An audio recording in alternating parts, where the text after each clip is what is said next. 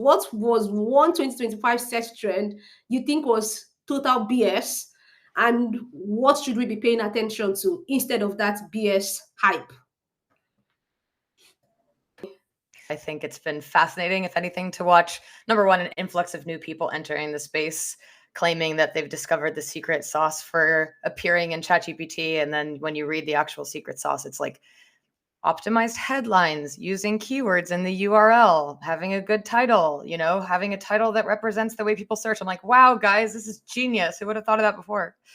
So there's a lot of that happening. And I agree with Mark, like a lot of the vocabulary being thrown around is made to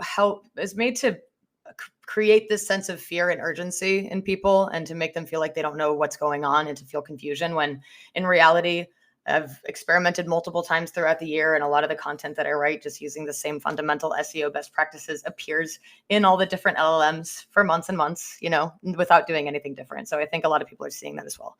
But what I was going to answer this question with is, believe it or not, this whole approach, like this is one approach that I see all the time as people describing as a GEO tactic, and one that is for now actually quite effective, which is these listicles, right?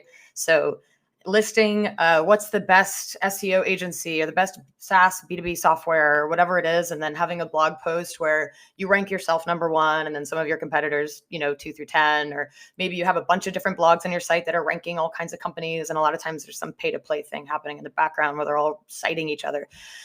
I see this as spam. I see this as black hat. It is, yes, working for now. LLMs in some cases are too new and too dumb to understand that this is highly manipulated and influenced, and people are putting themselves as number 1 and it's appearing in LLMs as such. So for now, it might be working.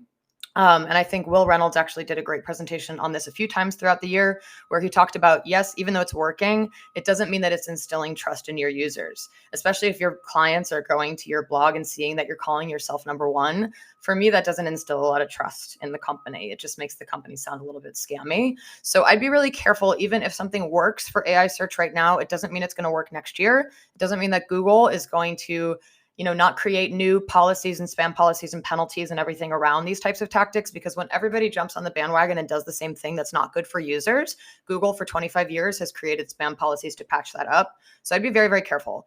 A lot of people are putting white text on a white background with prompt injections and things like this.